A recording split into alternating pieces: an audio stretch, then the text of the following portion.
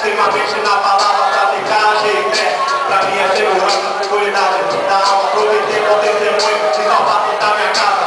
24 horas de pura atenção, na mão na fragada, até perder a salvação. A maldade, orgulho, inveja e aparência, resolviu em emoção, perceber a inocência, porque meu testamento, o que é verdadeiro, pra agradar o Senhor, ser fiel de primeiro, verdade como alegria é agora, força só que tô chegar, vê se não demora.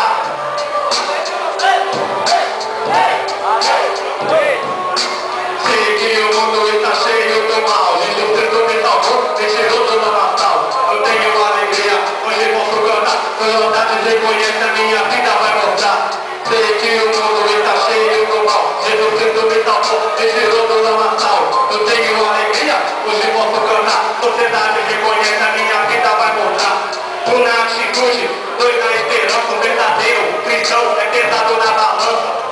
Quando o cinismo obedeceu o coração, não foi sincero na fé, o Deus falou pra salvação, a palavra é reta, disciplina não faz culpa, quer obedecer Jesus, deixa ver a criatura, vive só no propósito na fé de Abraão, lava no sangue do cordeiro, está essa nação como o pássaro, que voa, significa assim, é o nascido de Deus, guiado pelo Espírito, é assim, pra mim, se dedicar, permanecer, mas como a posse da promessa, só depende de você, terá uma vida no altar, entregar seu coração, vai ser lembrado, estamos no meio dessa geração, aquele que ouve e que será selado, terá coluna da vida, já vai ser apagado.